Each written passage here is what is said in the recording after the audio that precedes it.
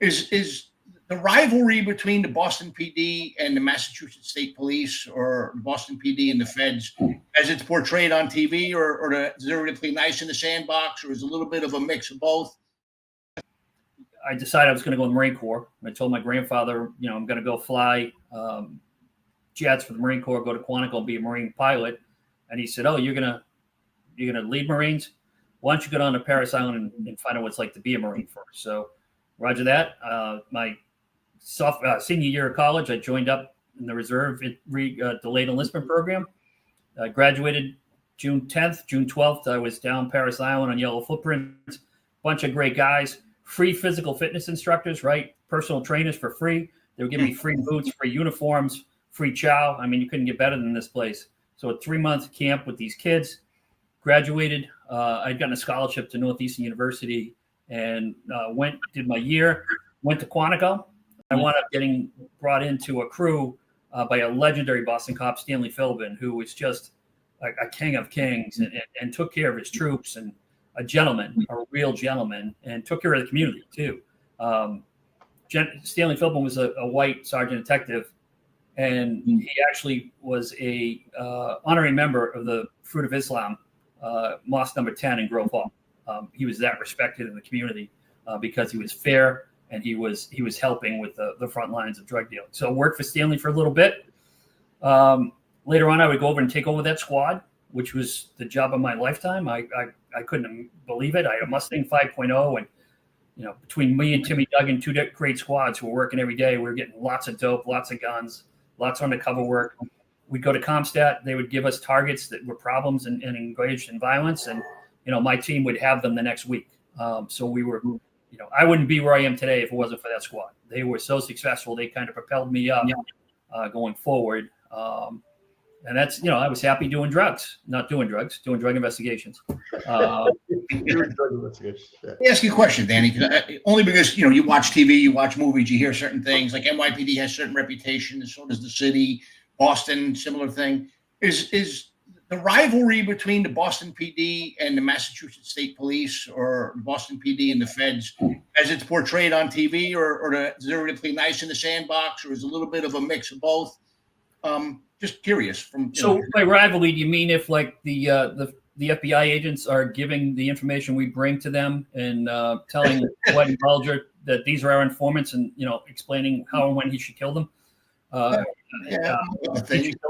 Yeah, so that was a problem, right? There were huge issues with that. But I'll tell you, on Marathon Day, there was no problem with FBI, BPD, or state police. And, couple of sacks, Ken Kaiser, Warren Banford realized there was a divide in the PD and the FBI, right?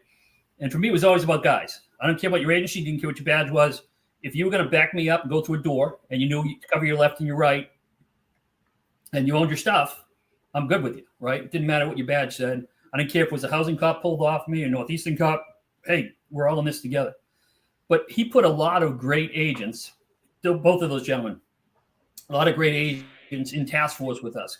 Car theft task force, gang task force, youth violence strike force, drug use. So I was banging doors with FBI agents in my squad, working together. Right. So we respect each other, trust each other. I did a lot of task work with the state police. Now, the state police, there's a homicide. The body's half on the beach, half on the sidewalk. Right. Yeah. So, my homicide guys are trying to pull the body onto the sidewalk. Troopers are pulling the body onto the beach. I get out and I kick my guys' legs out. I'm trying to help the troopers get the body on the beach because I don't need another stat. Let the state police do a homicide. But when the FBI came into the command center, who's in charge of a terrorist attack in the United States of America? Sure, FBI. Right. FBI. Yeah, well, my cops are bleeding on that street. Our kids were there when those bombs went off. Those were our neighbors who were murdered.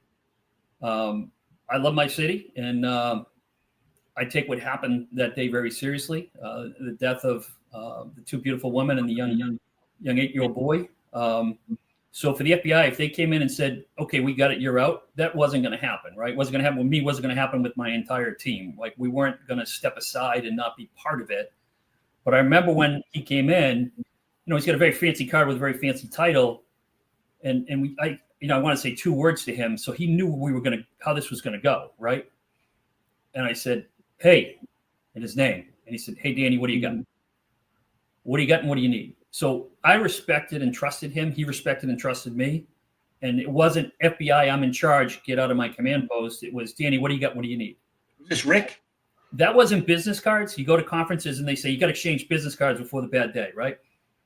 I don't know if any of you guys still have your desk from the government, but if I pulled your top drawers out, you get a bunch of business cards. You don't know who that person is. You don't know why you got their name. You're never going to call them, but you don't want to throw the card away just in case, right? It's about this. It's having a drink. It's having a coffee. It's how are you doing cold cases in New York? Hey, how are you guys doing NIVE and stuff in Arizona? Hey, what are you doing with discipline over there? How are you doing for training? What are you doing for leadership training? And having these conversations so that when the bomb goes off or the bad day goes off, you come in the conference room. I already know you and respect you. I know about your kids. You know about my kids. And it's like, hey, Danny, what do you got? What do you need? And that was it. Same state trooper, the number 2 guy come in, same thing. We banged doors together. We worked task force together. It was a Boston cop, a state trooper, and FBI agent ran down every tip and lead in the Boston Marathon. So FBI knew what was going on. Troopers knew what was going on. Boston knew what was going on. And that's why we were successful. So that rivalry, which did exist, waned away. And we didn't have it during that week. But and NYPD, I've never seen a rivalry with NYPD except, breaking stones and having conversations and telling, Wow. I get a better story than yours, right? But other than that, I've seen NYPD in our corner, literally. And I know my guys have been in the corner for NYPD when needed. Yeah, back in the 90s, back in the 90s, we had this program called Trigger Lock, and they sent us up to the Kennedy School of Government to talk to some professor named Tony Braga about it. He wanted to study the whole Trigger Lock program. And we met up with some Boston PD guys. And, man, I mean, they couldn't have treated us more like family. That's why I knew, we poke each other over sports and sports teams and whatnot. But like I said, man, Northeast policing is like a big family. And we were certainly among family when we were in Boston. Yeah, and Anthony Braga, so that's part of being a law enforcement leader, right? Ed Davis realized that if we only have cops talking about how we do policing in our community, we're probably missing something. So Tony Braga is an academic, but Anthony came in and helped us understand, better ways how do we make a successful homicide prosecution? So he looked at it and said, well, if you have 6 detectives as opposed to 2, and you have crime scene right there, and you have a criminalist, and you have this, and if the resources are there, you have better outcomes. So why don't we put the resources there? So he's a friend of mine, an amazing academic who's been helpful in helping law enforcement figure out how we do it better. Well, he actually, we got into he did a ride along with us, and we responded to a gun call, got into a foot chase, got into a huge struggle in a bodega in the Bronx on Watson Avenue. Turned out the guy wasn't armed, but the guy put up some fight. I wound up wearing like Twinkies and cupcakes. We tackled him into the cupcake rack, and Anthony Braga was in the fight just like the cops. So I was like, holy shit, this guy's a college professor, but he's not afraid to throw hands. He's a martial artist who can throw some hands for sure. Yeah, it was pretty cool. So, yeah. You've just watched a clip from our live episode. Click the description to watch the full episode. Like, share, and subscribe for more videos just like this.